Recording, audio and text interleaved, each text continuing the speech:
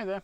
Today I'm tasting a wine from Saint-Estephe, so a commune in the northern part of the Haut-Médoc, the most northerly of the principal communes of the Haut-Médoc. And the wine in question is Chateau Capbern. It's a 2019 vintage, and I'm tasting today from a half bottle. Capbern, perhaps a wine that deserves to be better known. It changed its name in 2013. It used to be known as Capbern Gasqueton, and that was in recognition of two families who'd been very influential in the estate's development, particularly the Gasqueton family, who in 1894 first bought the property. That was Georges Gasqueton, and unfortunately when in 2011 one of his descendants, Madame Denise Gasqueton, died, the family put both Chateau Capbern Gasqueton and its sister chateau, the quite famous third growth Calon-Ségur, which is a near neighbour, up for sale, and they were purchased in 2012 by an insurance company called Suravenir. Now Suravenir have invested quite heavily and worked quite hard to improve the quality of winemaking in across both properties, but I think that the difference can be seen very much so in Capbern. So in 2013 they changed the name from Capbern Gasqueton to simply Chateau Capbern, probably to simplify it. Now the estate has 32 hectares of vines in two plots, one up by the chateau and one closer to the river by Chateau Grainy, and the majority of that is on quite gravelly soil, so that suits Cabernet Sauvignon. As a result, Cabernet Sauvignon is dominant in the vineyards, but there are some more clay areas, and there's Merlot planted as well. This particular wine has, I think, for the chateau, relatively high amounts of Cabernet. In 2019 it was quite a ripe vintage. So they have 69% of Cabernet Sauvignon and there's 30% of Merlot and 1% of Petit Verdot. And I think the fact that it was a warm vintage is shown by the fact that the alcohol on the bottle is noted as being 15%, which is pretty chunky for a Bordeaux. So winemaking, there's a fair degree of selection. The fruit is all picked by hand. The selection is done on sorting tables by hand, and also using vibrating mechanical tables, which will only allow grapes of a particular size to pass through an aperture, so you can select the fruit by that means. Fermentation goes on in thermoregulated stainless steel tanks.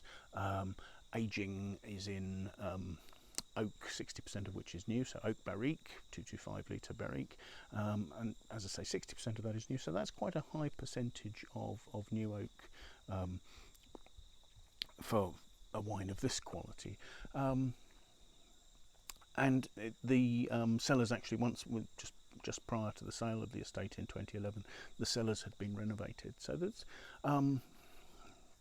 plenty of opportunity for this to be one of the wines in Bordeaux that is really improving at the moment. There's a lot of effort being put into its quality. So looking at the wine, let's see what we think of it. First of all, lovely deep dark colour. I mean, it's a ruby red, but deep dark, almost inky to the centre, virtually opaque. I can just about make out the stem of the glass when looking down through the wine, but only just.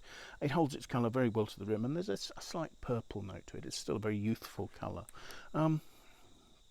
Swirling it, unsurprisingly, it's throwing some quite obvious legs on the side of the glass. So we're talking a tannic wine, and we're talking a wine with 15% alcohol, so that's not a surprise to anybody.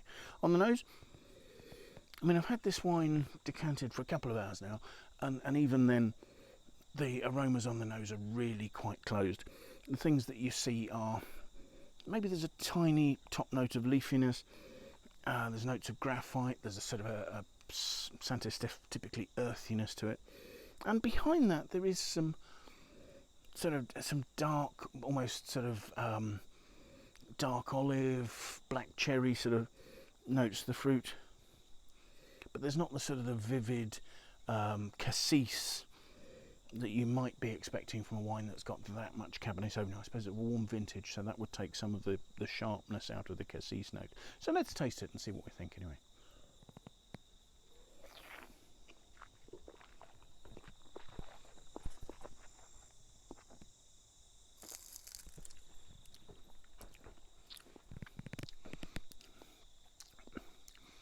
That's deliciously ripe.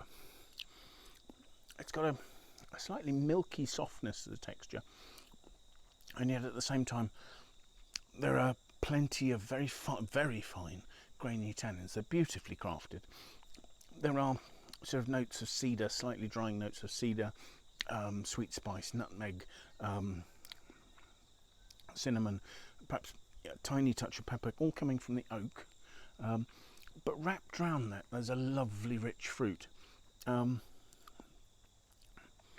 it's sort of rich, dark cherry, dark plum, that sort of very ripe note. Yeah, black cherry coming through quite a bit. And then at the finish, there's a freshness. I mean, it's not... this is not sharp, which is why it's not the sort of the black curranty note that's coming through there. But finally at the finish, you get more of that freshness coming through, and actually you're left with a slight sort of note, more of riper black currant than cassis. But the lingering flavours are quite a fine Cabernet flavour. There are also some sort of chocolatey notes bridging to the back palate as well. But rounded on the mid palate, there's all that sort of lovely rich black cherry, black to red cherry, black to red plum, those sort of notes. There's plenty of richness in this. There's a good tannic structure. The flavours are lasting very nicely. I mean, the wine is still a bit young to be drinking.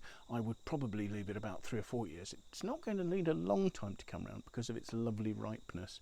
And it probably will age for 10-15 years very happily. But it probably won't need that because as I say, it's so beautiful and accessible now that fruit will, once the tannins have softened a little, will really start to show beautifully. So yes, Chateau Gasqueton 2019. Thank you for watching, and I hope you found it interesting. Bye now.